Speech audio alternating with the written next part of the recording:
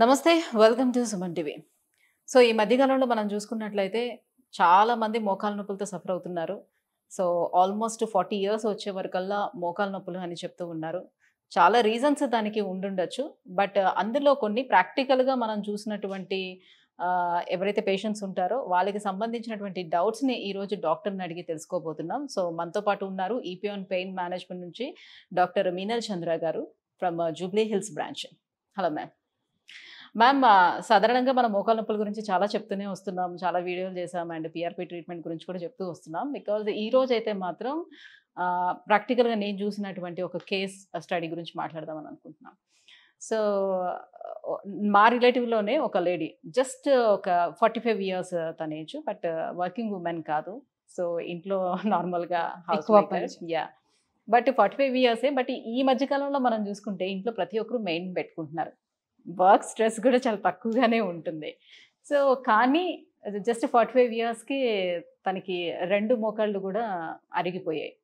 ఆ మోకాళ్ళు కూడా 2 బోన్స్ ఏవైతే ఉంటాయో అవి నడుస్తున్నప్పుడు కూడా ఇట్లా పక్కకు వస్తున్నాయంట. సో, ఎందుకిలా జరుగుతుందంటారు? ఏముంటుంది మోస్ట్ ఆఫ్ ద రీజన్స్? వాళ్ళకి స్ట్రెస్ ఎక్కువగా అక్కడ కనిపించటం లేదు. ఎక్కువ ఫిజికల్ యాక్టివిటీ కనిపించటం లేదు. ఏ పని చేసినట్టు. ఎందుకవుతుంది అని? ఫస్ట్ ఇంపార్టెంట్ ఇస్ ఇది 40 వయసు తర్వాత గుజ్జు అరిగిన ప్రాసెస్ స్టార్ట్ అవుతుంది. కొన్ని పేషెంట్స్ కి సిమ్టమ్స్ వెంటనే తెలుస్తుంది. కొన్ని పేషెంట్స్ కి సిమ్టమ్స్ మేబీ 8-10 ఇయర్స్ తర్వాత. ఓకే. ఓకే. సో మేబీ మీ రిలేటివ్ కి మోస్ట్లీ బరువు ఎక్కువ ఉంటే, ఇంట్లో పని ఎక్కువ ఉంటే, జెనెటిక్స్ వల్ల, ఫుడ్ హ్యాబిట్స్ వల్ల, బోన్ వీక్ అయినా, మసిల్స్ వీక్ అయింది, మేబీ యంగ్ ఏజ్ లో ఇంజరీ అయిన తర్వాత. So all these factors play important role in early osteoarthritis. కానీ ఇప్పుడు Okay. లాస్ట్ 10 ఇయర్స్ నుంచి what we are seeing is young patients coming with knee pain. Okay. ఇది ఈ ఆస్టియోఆర్థరైటిస్ సిమ్టమ్స్ యూజువల్ గా 50-55 వయసు తర్వాత స్టార్ట్ అవుతుంది. బట్ ఇప్పుడు 35-36 ఇయర్స్ వల్ల కూడా they are coming. Because type of food change అయింది, లైఫ్ స్టైల్ హ్యాబిట్స్ చేంజ్ అయింది, కంటిన్యూస్ గా యూనో సిట్టింగ్ అండ్ మూవ్మెంట్ లేదు, ఎక్సర్సైజెస్ లేదు, సెడెంటరీ లైఫ్ స్టైల్ అయింది. They all stay at home, continuous గా they are seeing TV and all those things కదా. So either continuous గా పని చేసినప్పుడు టైంలో స్ట్రెయిన్ అవుతుంది, ఆర్ కంటిన్యూస్ గా సిట్టింగ్ లోనే మసిల్ వీక్ అవుతుంది, బోన్స్ వీక్ అవుతుంది, ఇంప్రాపర్ డైట్, ఈ అన్ని ఫ్యాక్టర్స్ లో యంగ్ ఏజ్ పేషెంట్స్ లో వీఆర్ సీయింగ్ ఆస్టియోఆర్థరైటిస్. ఓకే. కంటిన్యూస్‌గా కూర్చున్నా కూడా ప్రాబ్లం ఉంది. Sedentary life style is very bad.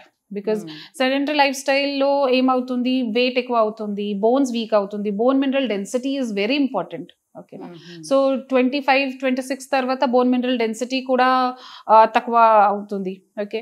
And the lifestyle what we have now, the food what we are eating is all బయట నుంచి we order and take all those food కదా. So everything plays important role. So, bone పక్కకు జరుగుతూ ఉండడం అని అంటే దేన్ని indicate చేస్తున్నట్టుగా? సో ఇది రెండు బోన్స్ అలైన్మెంట్ లో ఉండాలి. ఓకేనా. So when it comes closer that means space తక్కువ అయింది. ఓకే. తర్వాత if knee joint is a weight bearing joint కదా, మొత్తం బాడీ వెయిట్ నీలోనే పడుతుంది. Okay. So when it comes closer the patients will start having sounds. Then కూర్చోలేసినప్పుడు ఇబ్బంది అవుతుంది, స్లోగా స్టెప్స్ క్లైంబింగ్ లో ఇబ్బంది అవుతుంది, దెన్ కిందికి కూర్చున్నప్పుడు ఇబ్బంది అవుతుంది. సో తర్వాత రాత్రి నిద్ర డిస్టర్బ్ అవుతుంది, దెన్ డైలీ యాక్టివిటీస్ లో ఇబ్బంది అవుతుంది. So all these are symptoms of osteoarthritis. So if bones దగ్గరలో వస్తే, అలైన్మెంట్ చేంజ్ అయితే, that means osteoarthritis is now progressing. ఇది ఇనిషియల్ స్టేజెస్ కాదు, ఇట్ ఇస్ ప్రోగ్రెస్డ్. సో ఇప్పుడు నీ బోన్స్ అవి అరిగిపోతున్నాయి, మోకాళ్ళ నొప్పులు వస్తున్నాయి అని అంటే ఇప్పుడు పైన ఉన్న ఈ పార్ట్లో మాత్రం పెయిన్ అనిపిస్తుందా, బ్యాక్ సైడ్ కూడా అనిపిస్తుందా? Yeah. Most commonly first symptom మోకాల్ అరుగుదలకి ఫస్ట్ సిమ్టమ్ కూర్చి లేసినప్పుడు వెనక సైడ్ నొప్పి. ఓకే. 1-2 స్టెప్స్ తర్వాత కొంచెం సెట్ అవుతుంది. ఇది ఉంటే దట్ మీన్స్ ఆర్థరైటిస్ స్టార్ట్ అయింది. జాయింట్ దగ్గర, జాయింట్ కి సపోర్ట్ కోసం so many ligaments are there. Okay. Ligaments paina muscles are there. Okay. Our calf muscle, hamstring, quadriceps, everything works together to give stability to the knee joint. So first when the cartilage loss is happening, first thing is muscle becomes stiff. That is why muscle pain start అవుతుంది. So కూర్చి లేసినప్పుడు, రాత్రి పడుకని ముందు లేసినప్పుడు టైంలో చాలా stiffness అవుతుంది. So that is the first step of osteoarthritis. Right ma'am. ఇప్పుడు మీరు చేసేటువంటి ఈ పిఆర్పి అనేది ఏ స్టేజ్ వాళ్ళకి ఉపయోగపడుతుంది? సో ఎనీ స్టేజ్ లో ఉపయోగపడుతుందా? సో చాలా మందికి ఉన్న డౌట్, నేను కంప్లీట్ గా సర్జరీకి వెళ్ళను, నేను 4th స్టేజ్ లో ఉన్నాను, సర్జరీకి వెళ్ళను, నేను పిఆర్పి తీసుకుంటాను అంటారు. అది యూజ్ అవుతుందంటారా? ఇది it does not depend on stage basically. Okay, it depends on patient symptom. For example like you said మీ ఆంటీకి ఏజ్ 45 కదా, 45 ఏజ్లో మోకాలు నొప్పి స్టార్ట్ అయింది, డైలీ క్వాలిటీ ఆఫ్ లైఫ్ కూడా కొంచెం డిరేంజ్ అయింది. బట్ 45లో will she go for surgery? లేదు కదా. And if she is not suitable for surgery, so ఒక ఆప్షన్ ఉండాలి కదా. So for that PRP conservative management చాలా ఇంపార్టెంట్ ఉంది. Okay, so if you see now everywhere all over India, joint preservation techniques are coming up. Okay, because we want to preserve the joint for long, so that 45 lo surgery people should not go for surgery.